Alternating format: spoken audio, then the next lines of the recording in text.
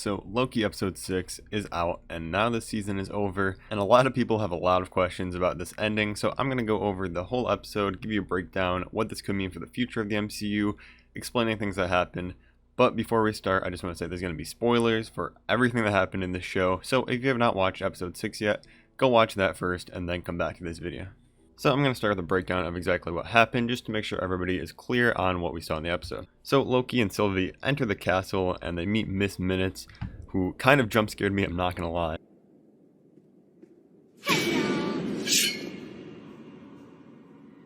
You again. Welcome to the Citadel at the end of time. But she ends up offering Loki a chance to stay away from He Who Remains and just go into a timeline where he can have anything he wants, he can rule, he can have the Infinity Gauntlet, kill Thanos. Pretty much what the Loki before he went through the events of the show would have taken in a heartbeat. But they deny this and they go to try to find this He Who Remains and get to the bottom of what's happening. And this is where we find Jonathan Majors' character, who is He Who Remains, aka Kang the Conqueror. And he's also confirmed to be in Ant-Man and the Wasp Quantumania, so he's definitely going to return, and he even hinted that at the end of this where he says see you soon, but we'll get to that in a little bit. And he does confirm that there are other less good-hearted variants of him out there, so whether we see those variants or his exact character we saw in this is a bit out there, but there will be more Kang in the future. Then we end up cutting to Mobius and he meets up with Renslayer. And we get a cool scene here where we cut to 2018 and we see that Renslayer is actually just a principal of a school. And I hope in season 2 we get to see more of the agents that are in the TVA actually returning to where they were from, or just more of their life, because I'm not going to die happy until I see a jet ski Mobius scene and he goes back to the 80s or 90s and just lives his life happily. But gonna have to wait a while to see that one. So then Kang, or He Who Remains, reveals that if they end up killing him, they're in an infinite amount of variants who will try to start a multiversal war. Loki tries to stop Sylvie from killing Kang, but then Sylvie thinks that Loki is betraying her in true Loki versus Loki fashion. So after Loki and Sylvie end up fighting, they end up kissing, but then Sylvie throws him to the TVA, and Sylvie ultimately makes a Star-Lord-esque decision here and just kills Kang right there, and you can see the timeline is just absolutely obliterated. It's what we talked about in the very beginning of the series with Miss Minutes giving that kind of breakdown of how the TVA works and multiversal war. That ended up being the truth, and it looks like we're headed back that way. But as I mentioned earlier, Kang, when he dies, aka He Who Remains, I'm going to refer to him as both in this, ominously says, "I'll see you soon," which, like I said, confirms that in Ant-Man and other future MCU projects, like an insane thing where the MCU showing you how like everything's going to end and then Kang is going to try to rise back to power. And this is seriously giving me some Thanos vibes here. I know we have the Thunderbolts forming that now have Yelena and fake Captain America, aka US Agent. So where that group's going to be in fighting is set to be determined yet, but it does seem like Kang is going to be the next big bad of at least this next phase and possibly after that. But we got to see, because the next movies are going to be insane.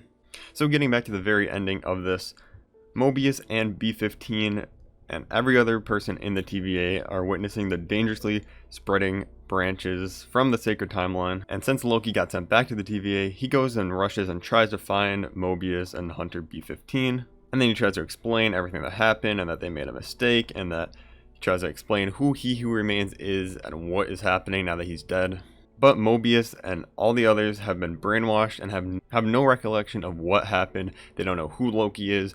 It seems like they're going back to the creation of the TVA when it was originally theirs, what it seemed like to me.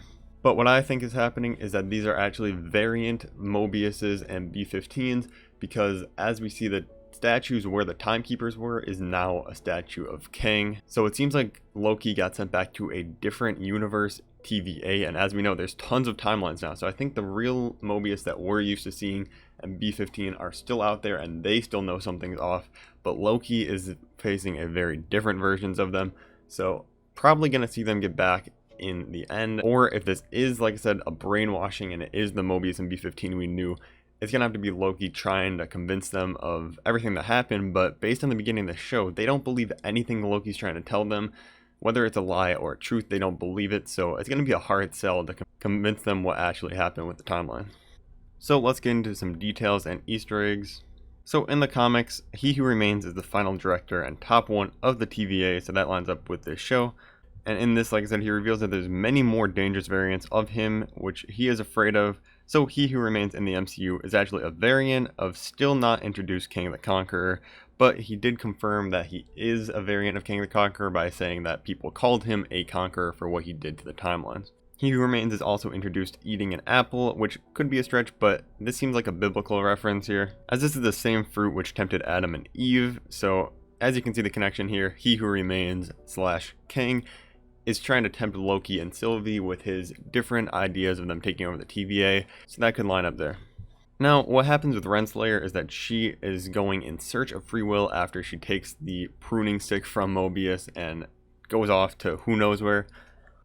But I don't think this means that she's actually looking for free will for herself. I think she's looking for free will as a being, as she knows there's one man in charge and she got some files there.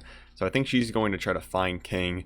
And this would line up with the comics as they end up meeting up in the comics. So they'll probably end up meeting up in season 2, or if we see Renslayer show up in some other future projects like maybe Doctor Strange, we'll see a glimpse of her. And back to Kang and him telling us about his origin. He reveals that a 31st century version of him was a scientist who discovered the universe stacked upon one another. So this variant could actually end up being Nathaniel Richards, a descendant of Reed Richards, aka Mr. Fantastic of the Fantastic Four. And this would make sense. We lost some big hitters with Iron Man and Captain America, and Fantastic Four is a huge franchise, so obviously the MCU is going to inch closer and closer to getting them in here. We're getting teasers with WandaVision and this. I'm thinking Fantastic Four is definitely going to be a Phase 5 introduction, but we're definitely going to get more clues about them in all of Phase 4. And make sure to keep an eye out for a Spider-Man No Way Home trailer now that the timeline is completely destroyed. In the comments, rate this episode 1 through 10, and I'll see you guys in the next one.